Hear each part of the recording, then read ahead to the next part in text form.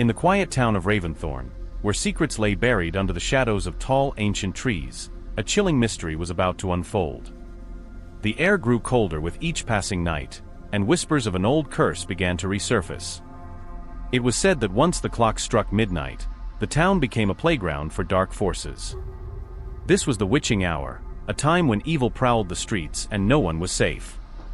Emma sat on the porch of her grandmother's old house, staring at the thick woods that surrounded Raventhorne.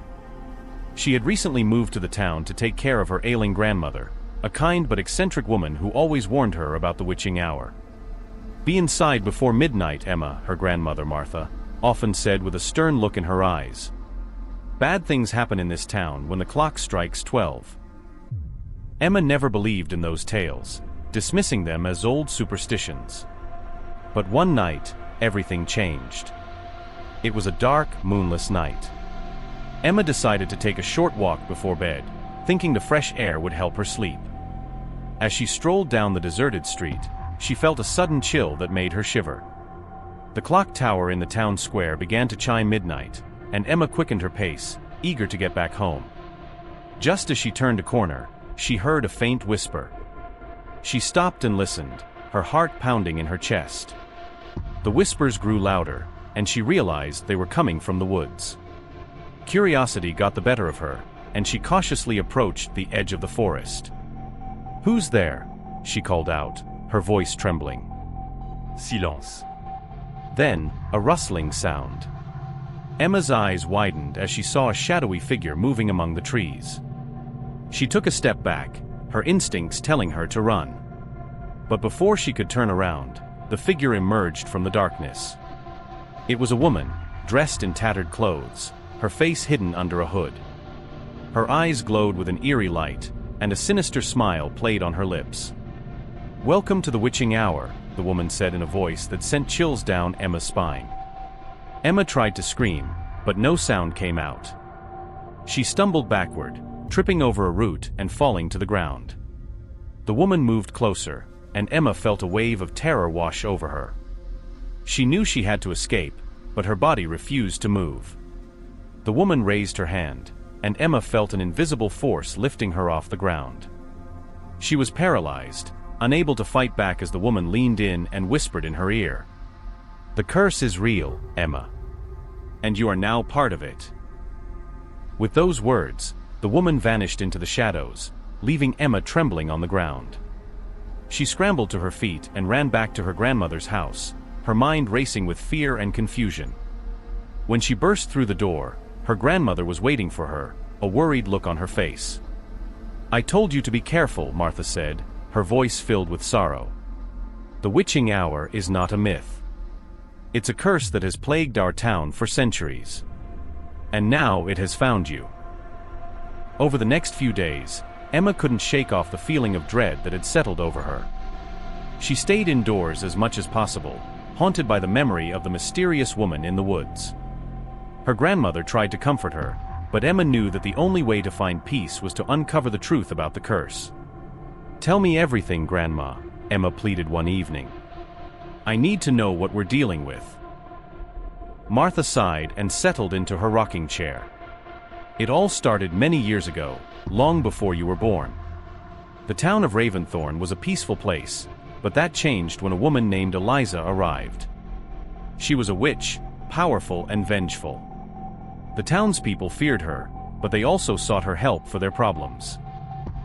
Emma listened intently as her grandmother continued. One day, a group of townsfolk decided they had had enough. They accused Eliza of practicing dark magic and demanded she leave.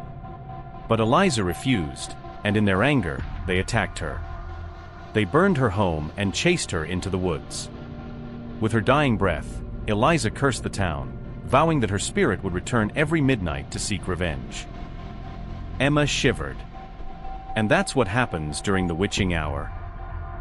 Martha nodded. "Eliza's spirit roams the town, looking for those who wronged her. But the curse is indiscriminate. Anyone caught outside during the witching hour becomes a target." Emma's mind raced with questions. Is there any way to stop her? "There might be," Martha said slowly. There's an old legend that speaks of a way to break the curse. But it's dangerous, and many have tried and failed. I have to try, Emma said determinedly. I can't live in fear forever. Emma spent the next few days researching the legend, combing through old books and talking to the town's elders. She learned that to break the curse, she needed to find Eliza's grave and perform a ritual to appease her spirit. But finding the grave was no easy task. It was said to be hidden deep in the forest, protected by powerful magic. One evening, Emma decided to visit the town library, hoping to find more clues. As she walked through the dimly lit aisles, she felt a strange presence, as if someone was watching her. She tried to shake off the feeling, but it grew stronger with each step. Suddenly, a book fell off the shelf in front of her. Emma jumped, her heart racing. She picked up the book and noticed that it was an old journal, its pages yellowed with age. She opened it and began to read. The journal belonged to a man named Thomas, who had lived in Raventhorne many years ago. He wrote about his encounters with Eliza and his attempts to stop the curse. Emma's eyes widened as she read his final entry. I have found Eliza's grave, Thomas wrote. It lies in the heart of the forest, marked by a stone with strange symbols. I will perform the ritual tonight. If I do not return, let this journal serve as a warning. The curse is real, and it must be stopped. Emma knew she had found the clue she needed. She carefully copied the symbols and instructions from the journal and made her way back home. Emma knew that the journey into the woods would be dangerous, but she was determined to end the curse. She gathered the necessary items for the ritual: candles, salt, and a small vial of her own blood. As midnight approached, she set out for the forest, her heart pounding with fear and determination. The woods were dark and eerie, the trees casting long shadows that seemed to move with a life of their own. Emma followed the path described in the journal, her flashlight flickering in the cold night air. She stumbled over roots and branches, but she pressed on, driven by the need to end the curse. After what felt like hours, she finally reached a clearing. In the center stood a weathered stone, covered in moss and etched with strange symbols. Emma's breath caught in her throat. She had found Eliza's grave. She quickly set up the ritual, placing the candles around the stone and sprinkling the salt in a circle. She hesitated for a moment before pricking her finger and letting a few drops of blood fall onto the stone. The wind howled around her, and she felt a surge of energy in the air. Eliza, Emma called out, her voice steady despite her fear. I come to make peace. Release this town from your curse. For a moment, nothing happened. Then, the ground began to tremble, and a ghostly figure rose from the grave. It was Eliza, her eyes filled with anger and sorrow. You dare to disturb my rest? Eliza's voice echoed through the clearing. I only want to end the suffering, Emma said, holding her ground. Please, let the curse be lifted. Eliza stared at Emma for what felt like an eternity. Then, slowly, her expression softened. You remind me of someone, she said quietly. Someone I once cared for. Emma took a deep breath. Please, Eliza. Let go of your anger. Find peace. Eliza's ghostly form flickered, and for a moment, Emma thought she might disappear. But then, Eliza spoke again.